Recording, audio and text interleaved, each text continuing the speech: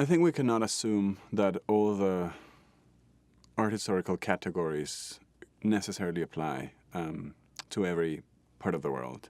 Our categories might not necessarily fit the area that we're studying. We might need to bend them, we might need to change them, we might need to scrap them altogether. Also, maybe readjust that scheme, readjust the lens with which we're looking at that region or that specific context to make it be a part of that wider artistic world or scenario that we're working with, but also to be completely fair with its own specificities.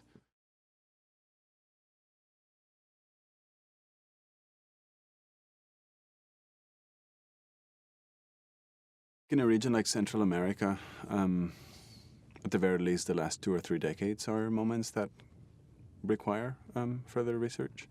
In many of these countries, there hasn't been enough scholarship to write its own history of art, which yields in a problem. On one hand, whether a history of the local original art will be written by an institution from abroad, or on the other hand, whether there is a possibility of permitting or promoting for a sort of local art history to be written. But I do think that when it comes to Central America, it is particularly the emergence and development of the contemporary practices that need more attention and scholarship.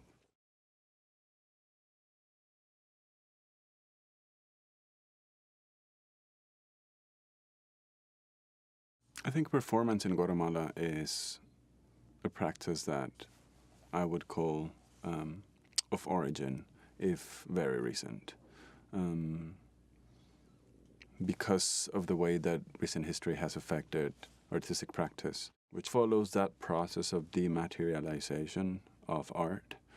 But in the case of Guatemala, because it was affected by its context, I feel that that has happened in a completely different way.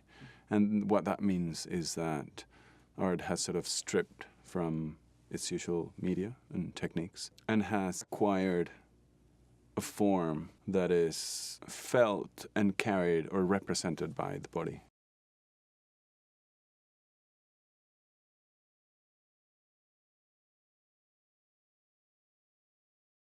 I think it's perfectly valid to speak about art from a particular region or from no particular region and speak about global art, as long as one understands that by saying that one is implying a certain, number of parameters that will determine the discourse or whatever it is that you're saying about that particular region. When we think of art and the history of art, we're usually thinking about a very particular notion that was developed in a particular part of the world, and I think that's something that you can't never overlook, that it's something that will always sort of carry that perspective, a Western perspective inevitably, which is fine. It's not something that should be demonized, but it is something that needs to be taken into consideration, particularly when you're addressing situations whose cultures have produced other forms of visual content. I don't want to call them art, because precisely art is what we see from the West. But, they have produced material, visual, symbolic, allegorical, that represent things that have to do with the experience of life without necessarily portraying it or depicting it in a literal way. So that experience, that sort of artistic or cultural experience, has to be considered when you're thinking about globality. So if you're going to talk about global art, you need to be perfectly aware that that idea of art will have different ways of landing, different ways of materializing, usually complex and hybrid ways of doing so.